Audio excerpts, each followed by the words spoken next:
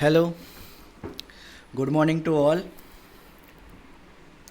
आज अपने एक नया चैप्टर स्टार्ट कर रहे हैं, चैप्टर नंबर 3, जिसका नाम है गतिकी। ठीक है। तो गतिकी शब्द का मतलब क्या होता है? इसको इंग्लिश में बोलते हैं काइनामेटिक्स। तो गतिकी का मतलब जो होता है, इंग्लिश के अंदर काइनामेटिक जिसको बोलते हैं, काइने का मतलब होता है गति करना, मोशन करना। और मैटिक्स, मैटिक्स का मतलब मैथ से रिलेटेड होता है। ठीक है। मतलब गति जो अपने करते हैं फिजिक्स के अंदर, जितने भी गति से संबंधित जितनी भी घटनाएं, उसका गणितीय रूप समझने के लिए गतिकी के बारे में पढ़ते हैं। ठीक है। काइने का मतलब गति होता है और मैटिक्स का मतलब होता है मैथ्स, मतलब गति जितनी भी कर रहे हैं अपने, जैसे कि वेग है, त्वरण है, दूरी है, विस्थापन है, इसके रिलेटेड जितने भी अपने गणितीय स्वरूप के बारे में पढ़ते हैं, वो सब काइनेमेटिक गतिकी के अंदर पढ़ते हैं। ठीक है। अब गतिकी के अंदर सबसे पहले अपने जो पढ़ेंगे वो पढ़ेंगे विराम किसको बोलते हैं और गति किसको बोलते हैं। विराम, तो इसकी सिंपल सी परिभाषा है कि कोई भी वस्तु समय के सापेक्ष परिवर्तन ना हो या वस्तु विराम अवस्था में ही रहे, उसको विराम कहते हैं। जैसे कोई भी पहाड़ है, मकान है, कोई भी घर है, समय के साथ में नहीं बदल रहा है, वो वहीं पे है। ठीक है ना, तो उसको अपने बोलेंगे विराम अवस्था।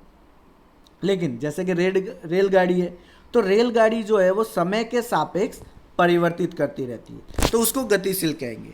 इस तरह से आसपास में जितनी भी वस्तु है, आसपास की जितनी भी वस्तु जो समय के साथ में परिवर्तित नहीं होती है, उसको अपने बोलते हैं विराम अवस्था। जैसे कि घर है, टेबल, चेयर, कुर्सी, पेड़ पौधे, पत्थर, ये सब जो है वो विराम अवस्था में कहलाते हैं।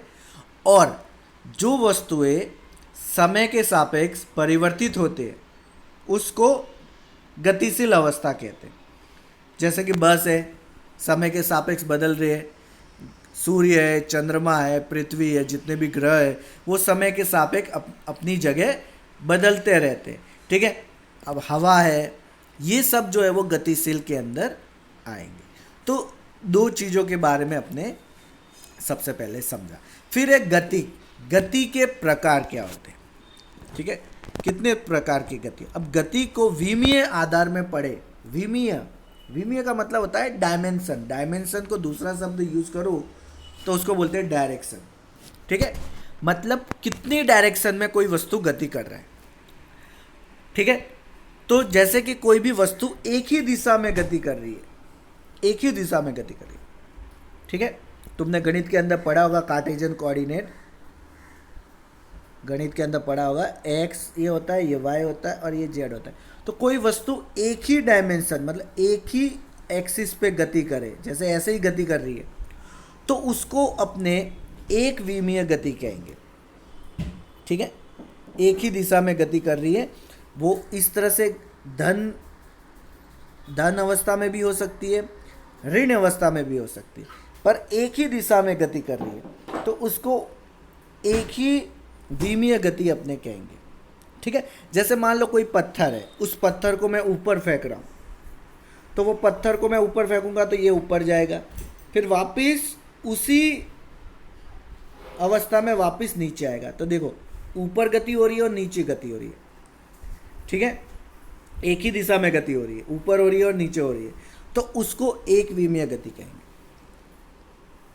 ठीक है। जैसे मान लो एक दूसरा एग्जांपल, तो जैसे मान लो एक रस्सी है। अब रस्सी के ऊपर जो है वो कोई भी चींटी जो है ऊपर चल रही है, ऊपर रस्सी के ऊपर चल रही है, तो वो एक ही दिशा में गति कर रही है, तो उसको एक विमीय गति अपने कहेंगे। बराबर। तो अपने एक विमीय गति जो है वो क्या कहते हैं कि एक निर्देशांक समय के साथ परिवर्तित होता है, तो उसको एक विमीय गति कहते हैं। एक निर्देशांक मतलब एक डायमेंशन में एक ही विमीय में गति करता है उसको कहते हैं। अब ये धन आवेश, धनात्मक और ऋणात्मक दोनों हो सकते हैं, ठीक है। और इसके उदाहरण दिए हुए कि ऊर्ध्वाधर ऊपर फेंकी गई कोई वस्तु या चींटी का रस्सी पर चलना, उसको एक विमीय गति कहते हैं। फिर इसके बाद में आता है द्विविमीय गति, जिसको टू डायमेंशन कहते हैं। टू डायमेंशन मतलब वही एक्स एक्सिस और वाई एक्सिस, एक्स एक्सिस और वाई एक्सिस पे गति करे, यहाँ पे इन दोनों के बीच में कहीं पे गति करे तो उसको अपने द्विविमीय गति कहेंगे। जैसे मान लो कि मैं अभी ये स्क्रीन के ऊपर कुछ भी लिख रहा हूँ, ठीक है, तो ये जो है वो द्विविमीय गति हुआ। क्यों? क्योंकि वो एक्स एक्सिस पे भी घूम रहा है और वाई एक्सिस पे भी घूम रहा है। मतलब अपने बोर्ड के ऊपर जो भी लिखते हैं उसको द्विविमीय गति बोलेंगे, टू डायमेंशनल, ठीक है। जैसे तुम रोड के ऊपर गाड़ी चला रहे हो, तो रोड के ऊपर गाड़ी चला रहे हो, कभी सीधे जाओगे, लेफ्ट मुड़ोगे, फिर वापस राइट मुड़ोगे, फिर रिवर्स लोगे, यू टर्न मारोगे, तो ये जो जितनी भी गति है उसको द्विविमीय, मतलब दो ही दिशा में वो वस्तु गति कर रही है, ठीक है। दो ही दिशा में गति कर रही है तो उसको द्विविमीय गति। जैसे कि मैंने यहाँ पे बताया एक्स एक्सिस वाई एक्सिस, यहाँ पे मैंने एक बताया आकार, तो ये द्विविमीय गति होगी। क्यों? क्योंकि एक्स दिशा में घूम रहा है, वाई दिशा में घूम रहा है। तो कोई भी कण दो निर्देशांक में समय के साथ परिवर्तित होता है। टोटल कितने निर्देशांक होते हैं? 3 होते हैं। 3 में से एक में तो वो गति कर ही नहीं रहा, खाली एक्स और वाई, तो किन्हीं 2 निर्देशांक में समय के साथ में परिवर्तित होता है तो उसको द्विविमीय गति कहते हैं। और ये द्विविमीय गति किसी तलीय भाग में होती है। तलीय मतलब समतल भाग में इस तरह की गति देखने को मिलती है। जैसे कि मान लो कि ये स्क्रीन के ऊपर मान लो कि एक चींटी है, ये चींटी है, ये चींटी ऐसे चल रही है, ठीक है, ये ऐसे चल रही है, जा रही है, जा रही है, तो ये जो गति होगी, ये गति अपने क्या बोलेंगे? द्विविमीय गति होगी। क्यों? क्योंकि वो ऐसे जा रहा है तो एक्स एक्सिस, फिर ऊपर जा रहा है तो वाई एक्सिस में बदल रहा है, तो एक्स और वाई ही बदल रहा है। जैसे मान लो कोई भी मैदान है जहाँ पे फुटबॉल मैच खेल रहे हैं, ठीक है, लेकिन फुटबॉल मैच में फुटबॉल ऊपर उठनी नहीं चाहिए, वो ज़मीन के ऊपर ही चलती चाहिए, रेंगनी चाहिए, ठीक है ना। फुटबॉल ऊपर उठी तो वो त्रिविमीय गति हो जाएगा। जैसे क्रिकेट मैच है तो क्रिकेट मैच में बॉल मान लो ज़मीन के ऊपर ही चल रही है, फोर मार रहे हैं, खाली फोर मार रहे हैं, तो वो द्विविमीय गति होगी। लेकिन 6 मार दिया तो त्रिविमीय गति हो जाएगी, क्योंकि एक्स वाई और जेड तीनों दिशा में परिवर्तन हो रहा है। तो त्रिविमीय गति मतलब ऐसी गति जो तीनों दिशा में बदलती हो समय के सापेक्ष। जैसे मान लो कि पतंग उड़ा रहे तो तुम देखते हो कि कभी वो पतंग आगे आ रहा है, पीछे जा रहा है, दाएं जा रहा है, बाएं जा रहा है। अपने देखते हैं कि सिंपल सी बात है, चारों दिशाओं में वो पतंग घूम रहा है, तो उसको त्रिविमीय गति कहते हैं, ठीक है। जैसे वायुयान उड़ रहा है, गैस के कण है अपने, ये सब जो है वो त्रिविमीय गति के अंदर आएंगे। तो गति जो है वो विमा के आधार पर, मतलब दिशा के आधार पर, डायमेंशन के आधार पर 3 तरह की गति होती है। एक विमीय गति जो एक ही दिशा में गति करता है, द्विविमीय गति जो 2 दिशा में गति करता है, और त्रिविमीय गति जो तीनों दिशा में गति करता है, तो उसको त्रिविमीय, 3 डायमेंशनल मोशन कहते हैं, बराबर। तो ये तो हो गया गति के आधार पर, ठीक है। फिर उसके बाद में होता है प्रकृति के आधार पर, मतलब कोई भी वस्तु है उसकी प्रकृति के आधार पर गति किस तरह से हो सकती है, तो उसके बारे में सबसे पहले है स्थानांतरित गति, जिसको अपने इंग्लिश में बोलते हैं ट्रांसलेशन मोशन। स्थानांतरण गति के अंदर क्या होता है कि कोई भी वस्तु है, जैसे मान लो कि मैं बता रहा हूँ, जैसे ये कार है,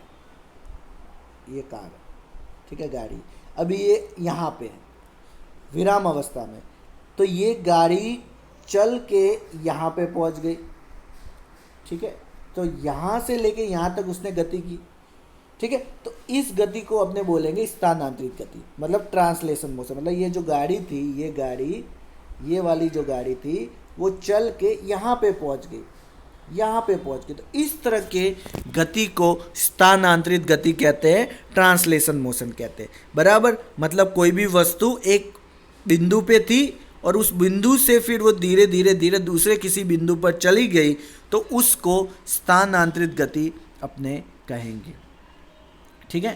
तो ये गति जो है वो सीधी रेखा में ज़्यादातर होती है, तो सीधी सड़क पर वाहन की गति, निश्चित ऊंचाई से गिरता हुआ कोई वस्तु की गति, तो उसको अपने बोलेंगे स्थानांतरित गति।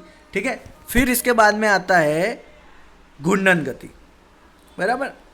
तो स्थानांतरित गति के अंदर एक बात तुमको याद रखना, ये गति हमेशा सीधी होती है, ट्रांसलेशन मोशन होता है, बराबर ना। जैसे मान लो तुम टेबल खिसका रहे हो तो तुम सीधा ही खिसकाओगे, ठीक है ना। कोई मान लो कि ट्रेन चल रही है तो वो ट्रेन जो है वो भी क्या चलेगी, सीधी चलेगी, ठीक है। तो इस तरीके से हर कोई वस्तु सीधी चलनी चाहिए, तो उसको अपने स्थानांतरित गति कहेंगे। फिर इसके बाद में आता है घूर्णन गति, रोटेशनल मोशन। तो कोई भी वस्तु है या कोई भी दृढ़ पिंड है, वो अपने एक्सिस पे, अपने अक्ष पे ही घूम रहा है, तो उसको घूर्णन गति कहेंगे। जैसे पंखा, ठीक है, तुमने देखा है पंखा, ये पंखे की ब्लेड है, ये तो ये बीच वाला भाग एकदम फिक्स होता है और ये ऐसे घूमता है, ठीक है, ऐसे अपने एक्सिस पे घूम रहा है, तो ये बीच वाला भाग जो होता है वो अपनी जगह पे ही ऐसे घूमता है और सेंटर वाला एकदम फिक्स होता है। तो इस तरह की गति को अपने घूर्णन गति के अंदर कहेंगे कि कोई भी दृढ़ पिंड है एक स्थिर अक्ष पर घूर्णन करता है, तो उसको अपने घूर्णन गति कहेंगे, ठीक है। जैसे लट्टू होता है तो लट्टू भी अपने एक्सिस पे घूमता रहता है, तो उसको घूर्णन गति कहेंगे, ठीक है। जैसे पृथ्वी है तो अपने एक्सिस पे घूम रही है, तो उसको भी घूर्णन गति कहेंगे, ठीक है। तो पंखा भी अपनी गति, अपनी जगह पे घूम रहा है तो घूर्णन गति कहेंगे। तो इस तरह से रोटेशनल मोशन जो है अपनी जगह पे ही गति करता है, तो उसको रोटेशनल मोशन बोलते हैं। फिर इसके बाद में आता है दोलन गति या कंपन गति।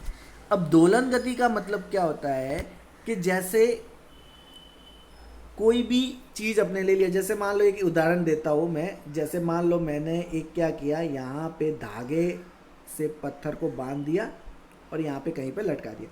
अब मैं पत्थर को ऐसे फेंकता हूँ तो वो ऐसे गति कर रहा है, ऐसे एक बार ऊपर जाएगा, बीच में आएगा, फिर इस साइड ऊपर जाएगा, बीच में आएगा।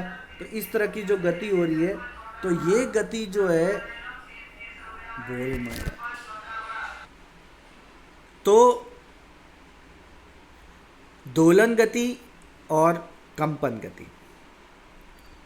दोलन गति का उदाहरण जैसे अपने बहुत सारी बड़ी बड़ी जो वॉल घड़ी होती है, बड़ी जो घड़ियाँ होती है, तो उस घड़ी के नीचे जो होता है क्लॉक होता है, तो वो क्लॉक जो है वो ऐसे घूमता रहता है, ठीक है। तो अपने क्या देखते हैं कि वो उसी अक्ष पे बार बार घूमता रहता है, ठीक है। तो उसको अपने दोलन गति कहते हैं, ठीक है। जैसे दूसरा एक और उदाहरण लूँ कि जैसे कोई भी मेरे पास में कोई भी स्प्रिंग है, ठीक है, और स्प्रिंग को नीचे से मैंने कोई भी वस्तु से बांध दिया। अब स्प्रिंग को यहाँ से बल लगाएंगे तो वो स्प्रिंग ऊपर आ जाएगा, नीचे जाएगा, ऊपर जाएगा, नीचे जाएगा, ठीक है। तो वो अपनी अक्ष पे ही गति कर रहा है, एक बार ऊपर जा रहा है, नीचे जा रहा है, तो ये गति जो है वो दोलन गति कहलाती है। मतलब समय के साथ में उसी जगह पे बारंबार वो का वो परिवर्तन हो रहा है, उसी जगह पे बार बार गति कर रहा है, तो उसको दोलन गति कहते हैं। कंपन गति जो होता है वो उसी तरह का होता है, लेकिन वो थोड़ा अलग होता है। जैसे मान लो एक मेरे पास में कागज़ है, कागज़ को पकड़ के मैं ऐसे वाइब्रेट करूँगा तो वाइब्रेशन मोशन, मतलब वो कंपन ही हो। जैसे कोई ढोलक है, ढोलक को बजाते तो कंपन होता है, तो आवाज़ उत्पन्न होती है, बराबर। कोई बर्तन है तो बर्तन को जैसे कोई भी थोड़ा सा बल लगाते हैं उसके ऊपर, तो उसमें से कंपन उत्पन्न होता है, तो उसको बोलते हैं वाइब्रेशन गति। तो दोलन गति और वाइब्रेशन कंपन गति ये दोनों एक ही तरह की होती है। अपनी कोई वस्तु अपनी अवस्था जहाँ पे है वहाँ से इर्द गिर्द ऊपर या नीचे या दाएं या बाएं अवस्था में गति करती है, तो उसको अपने दोलन या कंपन गति कहते हैं, ठीक है। तो ये अपने होए गति के प्रकार। तो गति के दो तरीके से होते हैं। एक प्रकृति के आधार पर स्थानांतरित घूर्णन और दोलन गति है, और विमा के आधार पर एक विमीय, द्विविमीय और त्रिविमीय गति होती है, ठीक है। अब इसके बाद में अपने पढ़ते हैं सबसे इम्पोर्टेंट पार्ट, ये तुमने 9th क्लास में पढ़ा हुआ है, और वो है दूरी, ठीक है। अब ये वाले चैप्टर में जितनी भी भौतिक राशियाँ हैं, ठीक है, जितनी भी भौतिक राशि है उन भौतिक राशियों के बारे में अपने पढ़ेंगे, ठीक है। तो उन भौतिक राशियों में सबसे पहले आता है दूरी और विस्थापन। अब दूरी और विस्थापन के बीच में क्या फ़र्क है तुमको ज़्यादातर पता ही है, ठीक है, और नहीं पता तो मैं बता देता हूँ, ठीक है। तो सबसे पहले दूरी और विस्थापन के बारे में बताओ तो उससे पहले सदिश राशि और अदिश राशि के बारे में तुमको पता होना चाहिए। सदिश राशि और अदिश राशि क्या होती है इसके बारे में किसी को पता है? अदिश राशि क्या होती है, सदिश राशि क्या होती है, ठीक है। तो अदिश राशि किसको कहते हैं और सदिश राशि किसको कहते हैं? अदिश राशि किसको कहते हैं? जिसमें खाली मान होता है। मान मतलब संख्या, जैसे मान लो कोई भी 10 मीटर या 200 ग्राम या 300 ग्राम, खाली मान होता है।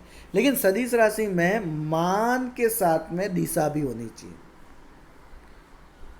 मान के साथ में दिशा भी होनी चाहिए, तो उसको बोलते हैं सदिश राशि। अब अदिश राशि में जैसे मान लो कि मैं लाया 5 किलो शक्कर, शुगर। अब 5 किलो शुगर है तो 5 किलो उसका मान हो गया, लेकिन 5 किलो शुगर लाई तो उसके लिए मुझे कोई दिशा जरूरी है, दिशा होनी जरूरी है। मुझे दिशा से क्या लेना देना? तुम कोई भी वस्तु को माप रहे हो तो उसके लिए दिशा जरूरी नहीं है, ठीक है। जैसे 5 लीटर पानी लिया तुमने या 300 ग्राम मान लो कि गेहूँ लिए, तो उसके लिए दिशा क्या जरूरी है? खाली मान ही है, तो वो अदिश राशि बोलेंगे। तो जैसे कि किलोग्राम है, द्रव्यमान है, ठीक है, तो द्रव्यमान जो है वो अदिश राशि हो गई। आयतन अदिश राशि होगी, ठीक है। तो इन सबको अदिश राशि कहते हैं। लेकिन सदिश राशि में मान के साथ में दिशा भी होनी चाहिए, मान के साथ में दिशा भी होनी चाहिए। जैसे मान लो कि तुमको बोला कि ट्रेन जो है वो मुंबई से दिल्ली की तरफ जा रही है और उसका वेग जो है वो 5 किलोमीटर पर घंटा है, 5 किलोमीटर पर घंटा। तो तुम बोलोगे कि मुंबई से दिल्ली जा रही है ट्रेन, तो एक निश्चित दिशा में गति कर रही है, तो उस निश्चित दिशा में गति कर रही है तो उसके लिए सदिश राशि आएगी, ठीक है। तुमको बोले कि मुझे यहाँ से कोई भी सैटेलाइट सीधी चंद्रमा की तरफ भेजनी है, तो चंद्रमा की तरफ भेजनी है तो कितनी स्पीड से जा रही है, कितने वेग से जा रही है, तो उसके साथ में मान भी है, कितनी स्पीड से जा रही है, तो वो मान हुआ और पर्टिकुलर एक फिक्स दिशा हुई। तो वो दोनों मान जहाँ पे होते हैं तो उसको सदिश राशि बोलते हैं। तो ये बार बार शब्द आएगा अदिश और सदिश, तो वो तुमको पता होना चाहिए। अदिश में खाली मान होना चाहिए और सदिश में मान के साथ में दिशा भी होनी चाहिए, तो उसको बोलेंगे अपने सदिश राशि, ठीक है। तो अब इसके बाद में है कि दूरी और विस्थापन किसको कहते हैं। अब ये 9वीं क्लास का टॉपिक है, दूरी और विस्थापन। ये तुमको पहले से ही ये चैप्टर पढ़ा और उससे पहले ही तुमको उसके बारे में थोड़ा पता होना चाहिए, ठीक है। क्योंकि अभी जो अपने दूरी और विस्थापन पढ़ेंगे वो बहुत ही विस्तार में पढ़ेंगे और ज़्यादातर इसके सवालों के बारे में पढ़ेंगे, ठीक है। तो इसकी छोटी छोटी जो बातें वो सब तुमको पता होनी चाहिए और ये सब बातें अपने नेक्स्ट चैप्टर मतलब नेक्स्ट लेक्चर में कर लूँगा, तो उसके अंदर अपने पढ़ेंगे, ठीक है। उससे पहले तुम खुद दूरी और विस्थापन के बीच में क्या अंतर है वो तुम थोड़ा पढ़ लेना, ताकि जब मैं नेक्स्ट टाइम पढ़ाऊँ तो तुमको और अच्छे से जो है समझ में आ सके, ठीक है। और ये जो तीसरा चैप्टर है वो बहुत ही इजी है, बहुत ही सिंपल है, ठीक है। स्टार्टिंग से ही तुमको अच्छे से समझ लेना है, तो आगे जाके तुमको प्रॉब्लम नहीं होगी।